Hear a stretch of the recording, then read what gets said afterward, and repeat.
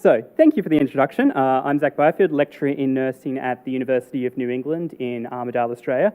As a lecturer, I'm interested in the ways that we educate our student nurses and how we actually set them up to be the best student nurses, to be the best registered nurses, and actually start to have the impacts that we're seeing across the state.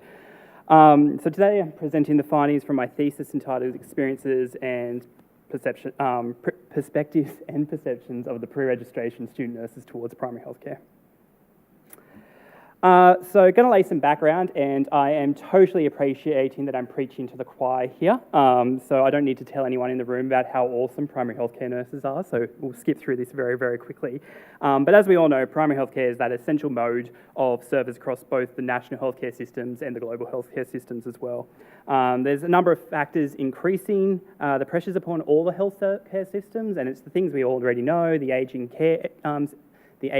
demographics, increasing burden of chronic disease, increasing cost of healthcare technologies. So to address these factors, we really need to ensure that the healthcare service is integrated and effective enough to meet the needs of the healthcare consumer. And one of the ways this can be achieved is to better prepare the student nurse to enter a healthcare system that's increasingly focusing on supplying health across an integrated and multidisciplinary service, rather than just as that acute care service that was the previously thought about main way of delivering healthcare. However, there's a lot of misconceptions regarding primary healthcare, both amongst the general population, the student nurse demographic, and even our own healthcare professional colleagues, who often just don't really understand what the role is or what you do in primary healthcare. These misconceptions can act to really skew the understanding and in the importance of primary healthcare for the student nurse, and can really influence the way the student nurse professionally evolves and their career decisions that they'll actually make throughout their lives. So with that in mind, we posed a couple of research questions. What are the perspectives and experiences of the pre-registration student nurse attending clinical placement in primary healthcare? And then we posed a couple of sub-questions as well that we wanted to explore within the research as well. What are the experiences of the student nurse completing clinical placement in the primary healthcare, to actually understand what was their primary healthcare clinical placement like? How has primary healthcare clinical placement impacted upon the research participants' perceptions of primary healthcare? So did it actually make them realise that primary healthcare is actually really good, it's completely different, or what did it actually do in that way they were thinking about primary healthcare? And how does the research participant perceive the experiences gained on clinical placement in primary healthcare in terms of relevance to their nursing course and their overall learning? So do they actually really value primary healthcare as a learning opportunity, or did they kind of just think, oh, well, that was 80 hours of clinical experience off and I don't need to worry about it anymore, I've ticked that box. So how did they actually think about it afterwards? So to do this and answer these questions, we adopt an exploratory qualitative research design through the processes of naturalistic inquiry. We used purposive sampling to recruit current student nurses across two different degrees of study, a Bachelor of Nursing and a Masters of Nursing practice, who had previously attended a clinical placement at a primary healthcare clinic. Data was collected via semi-structured interviews and transcripts were analysed thematically. And trustworthiness of the finding was ensured through the process of credibility through the adoption of sound research principles and through confirmability, which is acknowledgement of the researcher bias and maintaining an audit tool. Basically, we sat down a bunch of student nurses and we asked them questions about what did they think about primary healthcare and what did they think about primary healthcare after their clinical placement, and then tried to stitch together a bit of a narrative about that. So during the analysis of the findings, three emergent themes started to become apparent. And during the defining and naming of these themes, it was identified that the emerging themes actually were really consistent with the elements outlined in the preconception and learning framework. And for this reason, and as the framework actually deals really heavily with how we teach and how the role of preconceptions and experience in teaching, we've actually adopted this framework to help name and guide the formation of these themes. So the preconception and learning frameworks are based on a constructive approach to learning, which basically just means we acknowledge that the student nurses that rock up to class actually have some life experience behind them. They're just not empty buckets that we're trying to pour knowledge into. They've got something there, and we're actually trying to help them identify where their learning needs are and build them up from there. As seen within the figure, the framework views the process of learning as a cylindrical, circular one, where it's ongoing. So as we know in nursing, there's no end to our learning. It's always this ongoing process. You start at the start, you move through, you never actually reach the end. Three components of the framework which match up to the three themes. Preconceptions, which are the opinions and biases that individuals or groups may hold towards particular ideas or concepts. Learning, which is the experience, whether theoretical or practical, where those preconceptions or biases are actually confronted. And then knowledge, which is an increased understanding about that particular topic that occurs because their biases or their preconceptions were actually really challenged, or in some cases, they were actually confirmed because they went on clinical placement or they went and actually had something that just made them think, well, yep, I was totally right and everything's fine, I know the world.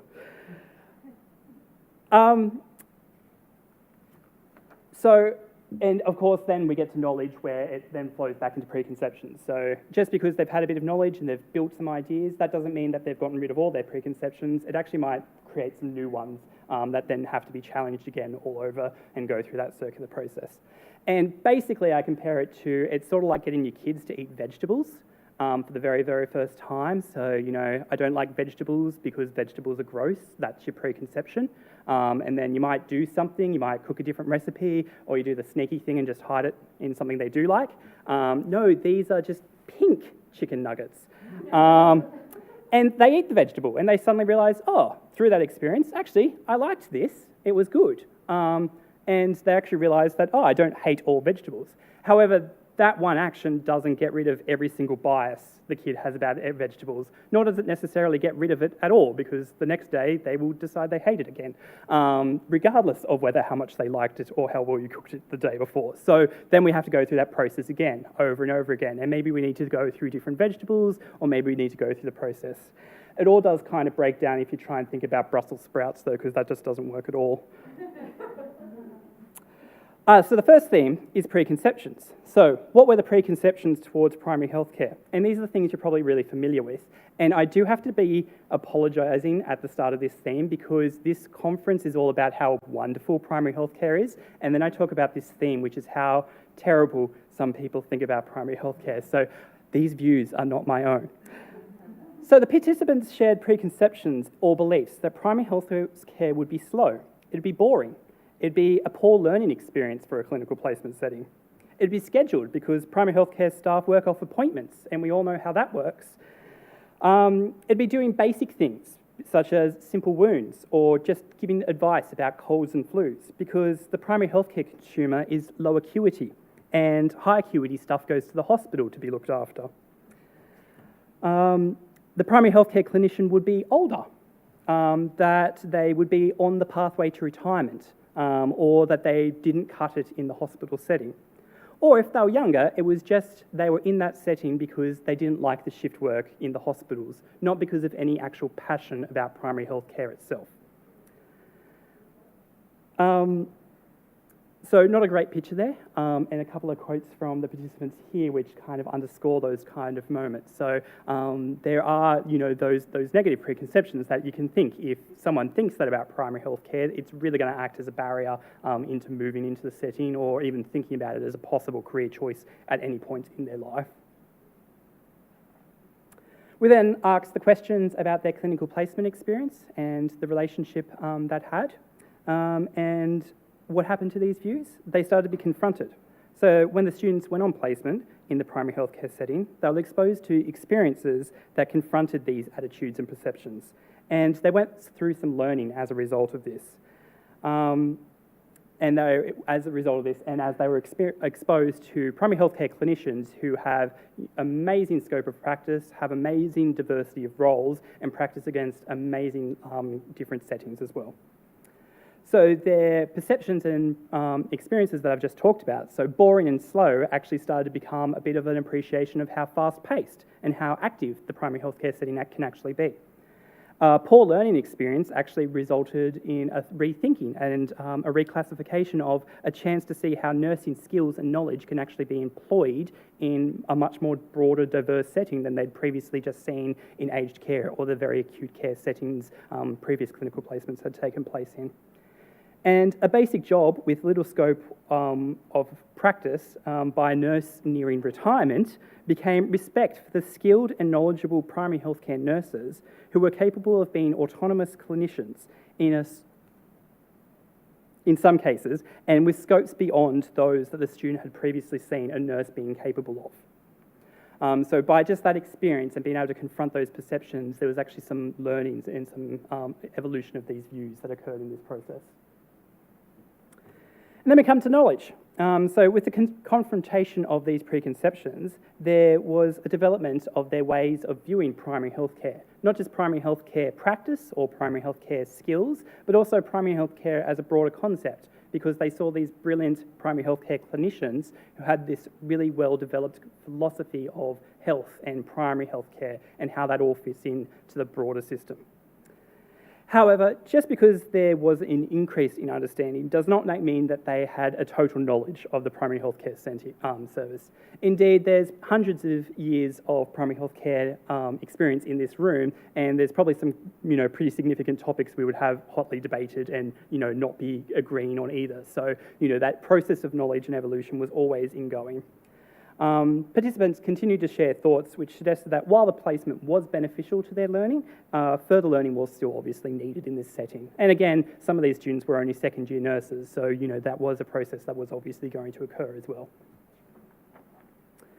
So, what do we take from all this?